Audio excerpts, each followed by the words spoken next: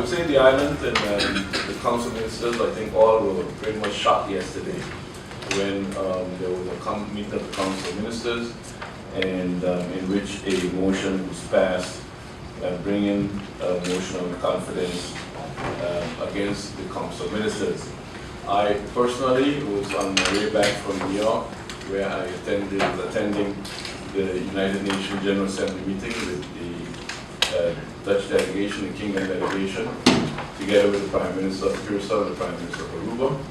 And when landing and transiting in Puerto Rico is when we got the news via the media, phones and the WhatsApps and the BB, that there was a motion of confidence brought against my government.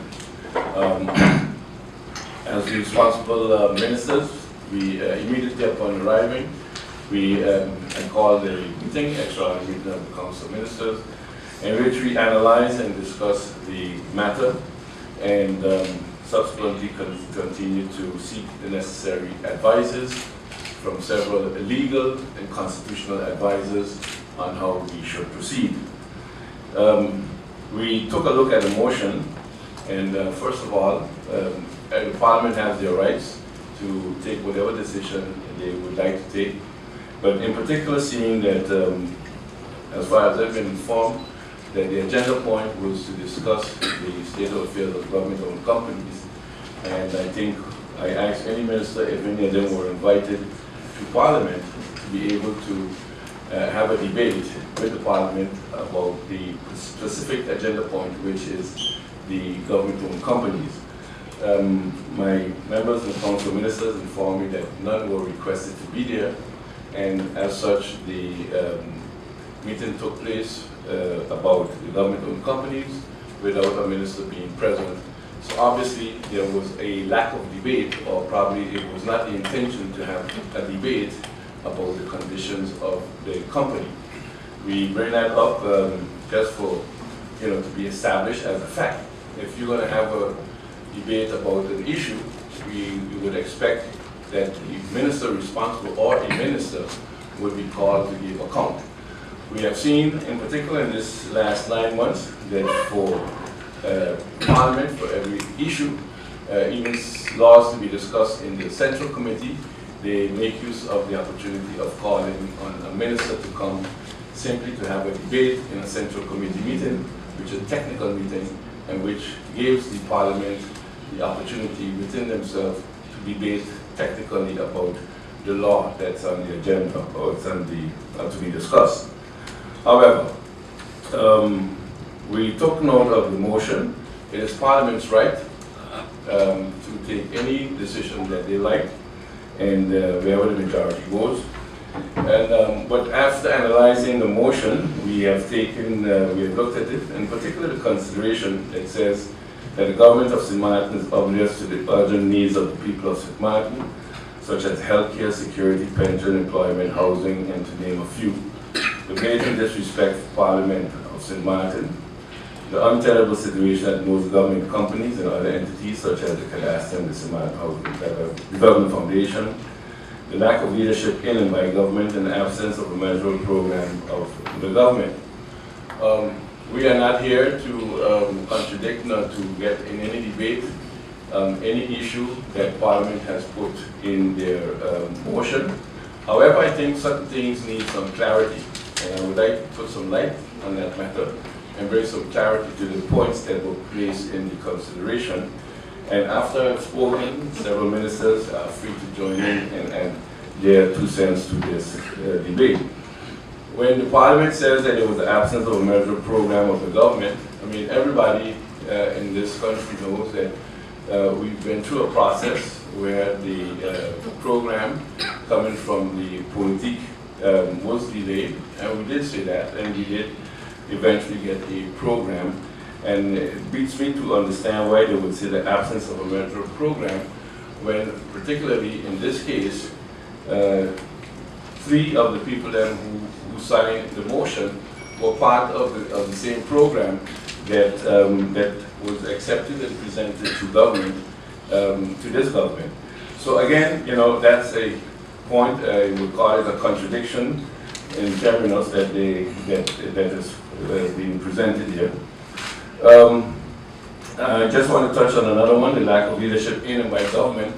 I think taking into consideration the circumstances and the conditions that this government met when we sat on December 19th, it is clear that the challenges and so that we met, and I've said that many times, we spent about 6 to 8 months just out in files we didn't start and cleaning up mess that we did not put down.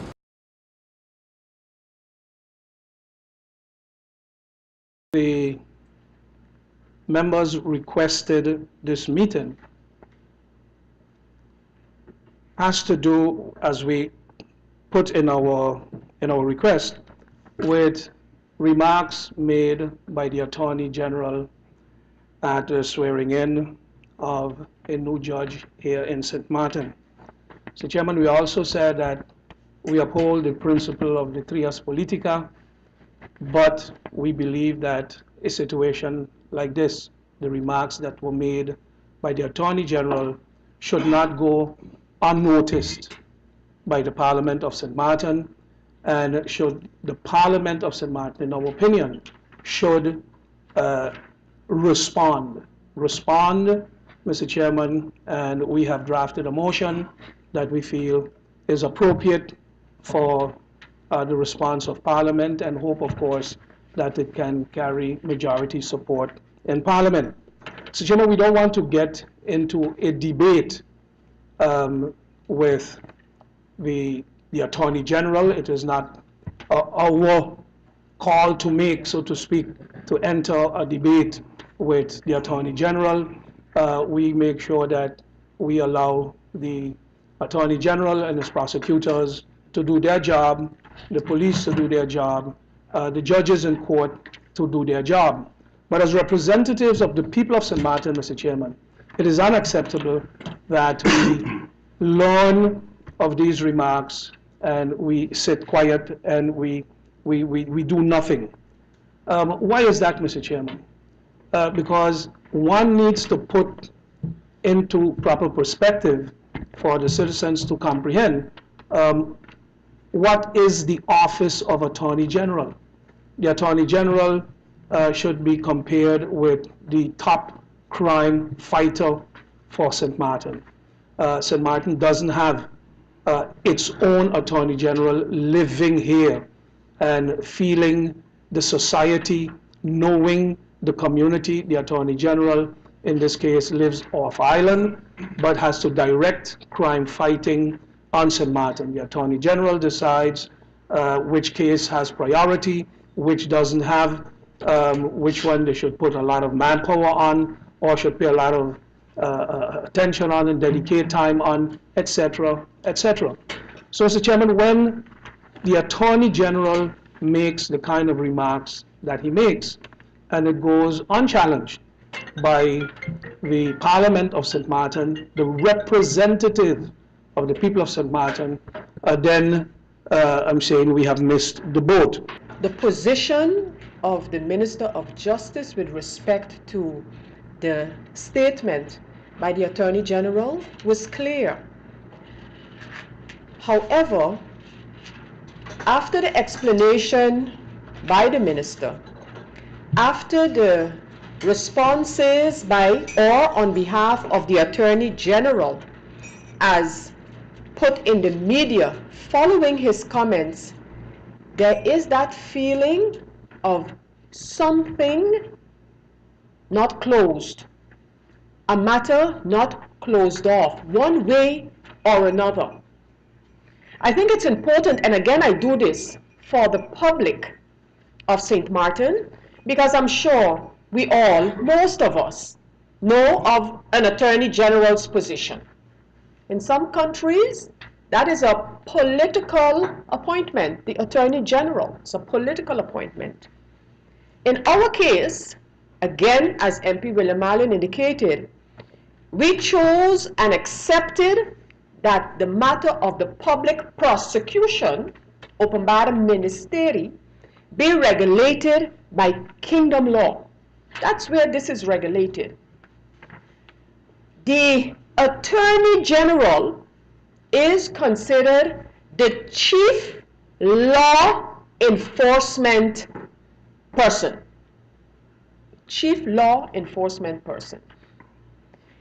When the statement was made, and I'm not going to read it because it was read before, and when the statement was made and an explanation was asked, considering that the Attorney General in his reference referred to integrity investigations carried out and reported on St. Martin, when he was asked, his office was asked, how could he have such an opposite view to the Minister of Justice with respect to these integrity reports? And his comment via his office on behalf of, let me be specific, the comment made on behalf of the Attorney General was, see the 3 reports. So after the minister made his position very clear and basically told the Attorney General to do, either do what he has to do or have nothing to say. And I know I'm saying it nicely. That was the minister's reaction.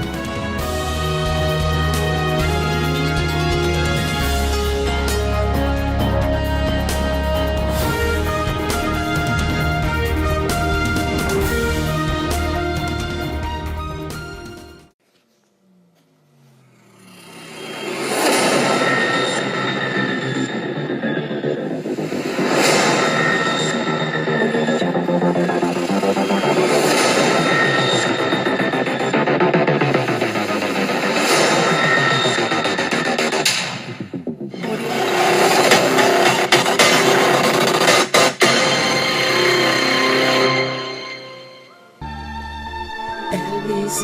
Yeah. 1, 2, 3. Basketball once again.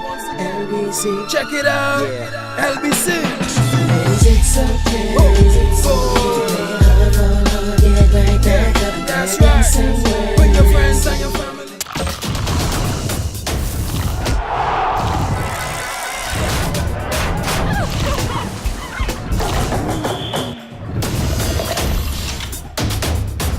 Vitamalt takes care of you. And now, check under the marked caps for a chance to win prizes. More detail on press. Need a loan that's quick and easy. Island Finance. Up to 50,000 guineas really easy. Island Finance. For education, a renovation. That's no problem. Yes, it's true. That's not all. They're quick and friendly too. Island Finance. Appliances, vacations, even fix your car. You can depend on Island Finance.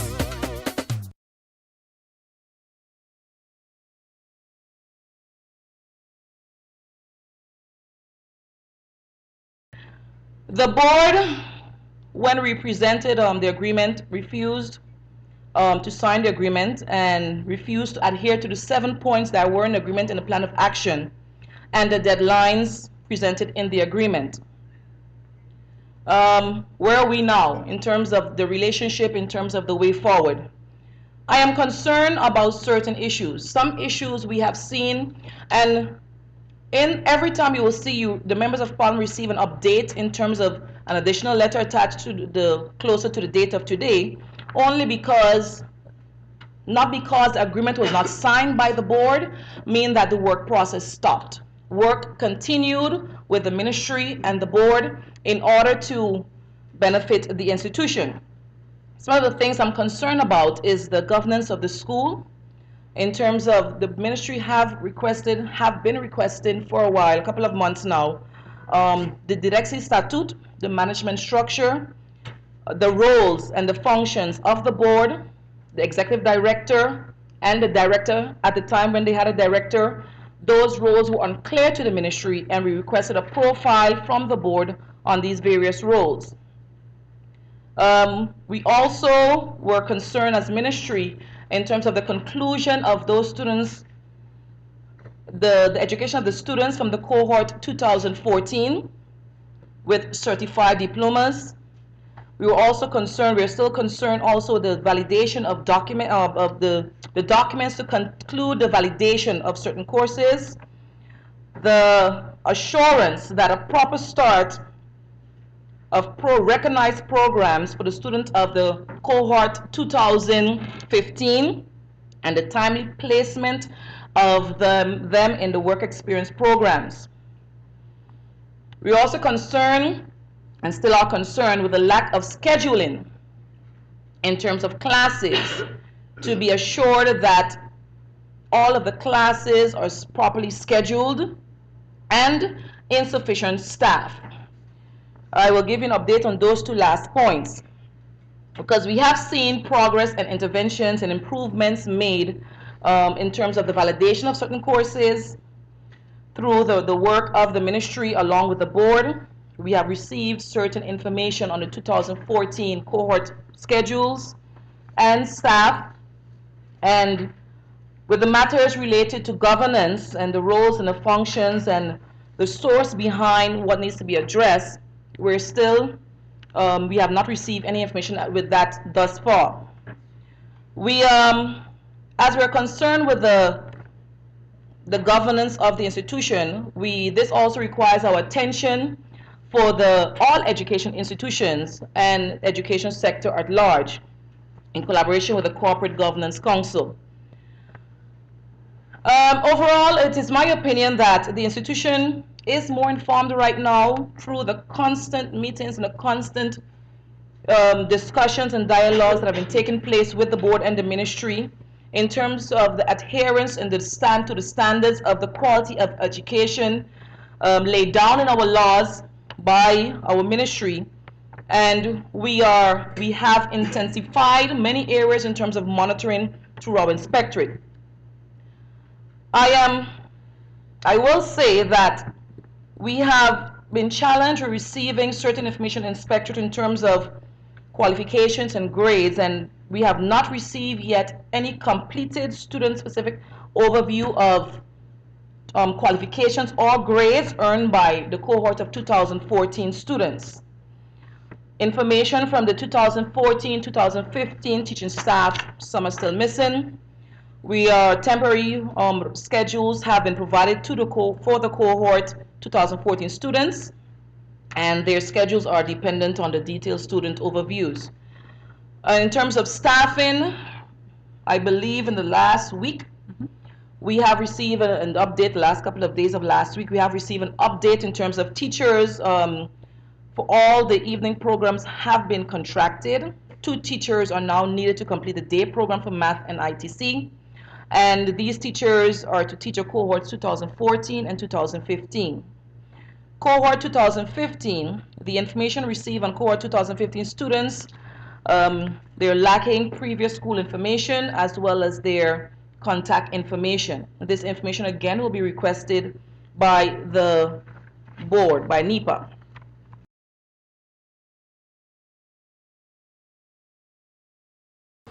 You got to respect the rights of your workers, because it is sad to see that some people in their younger days, when they were, as teachers before they became ill, they were the examples. Their classroom, their work stood out among the teachers. They helped train young teachers. And today, because you as the department don't understand their sickness that put them home for a period of time, but they are out now because you don't understand it. You feel that you should throw them under the bus or throw them out of the system in a disability area. No, that is not right. And if it's something is not right, we as a union have to denounce that so that you can get this clarified. What was the response from the minister when this was brought up? Well, now the minister is aware, so they have to look into a policy where this policy, of course, don't become policy just like that. It has to also be discussed with the unions in the advisory body, and then after we discuss it and agree that these are the steps, these are the persons, this is the criteria, and this is the moment that you would do that, then is when, of course, it goes to Parliament, it is approved, and then we can work on it. When you have this, then you have people that are in the system that are going to be victimized jeopardized, whether it's because of their political color, their race, their creed, or whatever, and that is not good. Basically, no discrimination should take place. And if a person is sick, they should be given the space and time to recovery.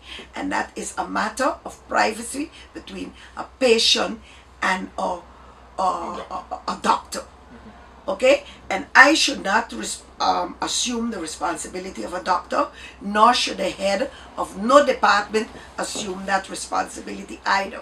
Because I was just about to ask, the reevaluation would mean that the results of that person test would go to the public education department?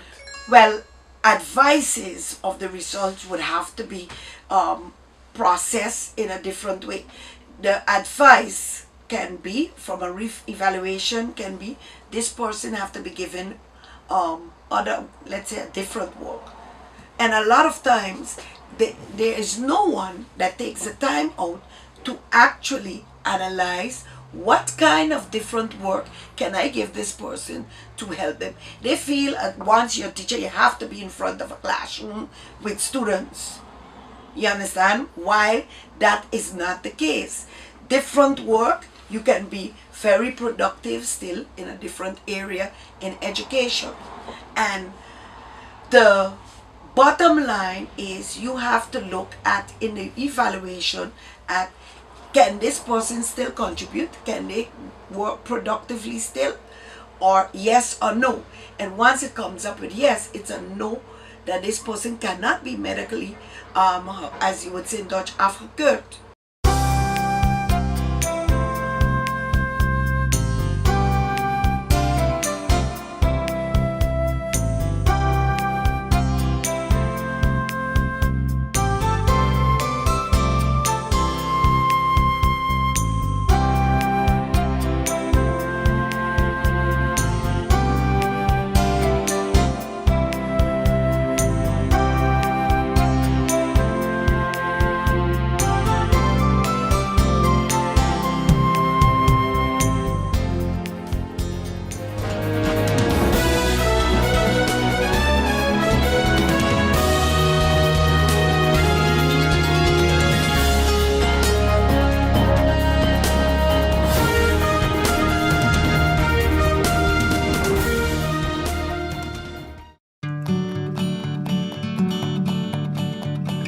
It's been said that behind every door, possibility awaits.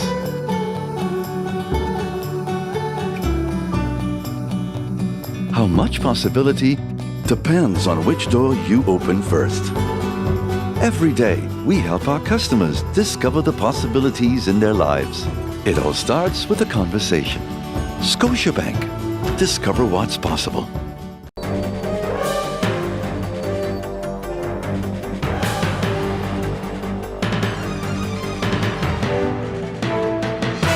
In my opinion, everything is perfect and you would be great for the job.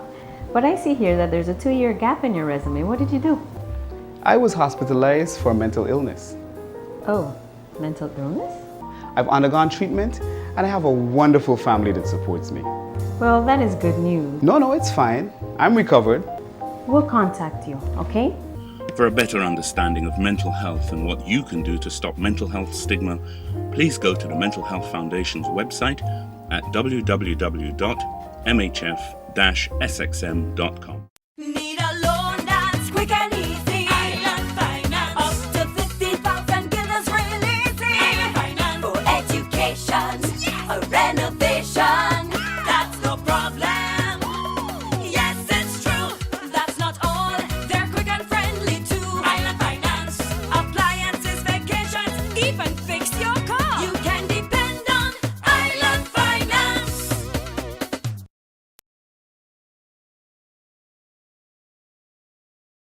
Tonight, the second information meeting session was kept in the Festival Village in the conference room upstairs, and we had some 20 participants who showed great interest in being a part of this program. The program, as it's scheduled to kick off October the 12th, is still on schedule, and everyone has given their firm assurance to be involved in this program. whereas business opportunity will be created in the St. Martin Festival Village for people who would like to do sale of food, in vending, sales of arts and craft, and as we mentioned to some tenants in the earlier information session, even the option of creating their own business in the widest sense of the word once it's legal. And then, for example, thoughts came about in exchange from the tenants of, if, for example, creating a barber shop. I mean, that is an entity that is technically legal, so why not? So the tenants, all in all, are very much happy with the program that is being undertaken. The single booths, including electricity and water, will be rented for a fee of $650 in a double booth, including light and water will be rented for $1,000. So it is, all in all, an affordable package, and we're asking one and all to get involved with this program and own your own business, whereas the Festival Village is giving you this opportunity to create your own business. Now I will understand. Festival Village, its name originates as the Carnival Village. Here is where the yearly cultural festivity Carnival is being kept. This program will come to a halt the last weekend of March 2016, whereas the SCDF will start its preparations for Carnival 2016 and with the moving in of the Carnival booth holders. And Carnival itself is going to conclude in the first week of May, and then the booth holders will be given approximately some 2 weeks to clear the premise. And once the premise would have been cleared of all Carnival and its activities, then the program will continue. So we will be continuing throughout the year up until Carnival again. So it, all in all, it is a year in, year out program, excluding Carnival festivities.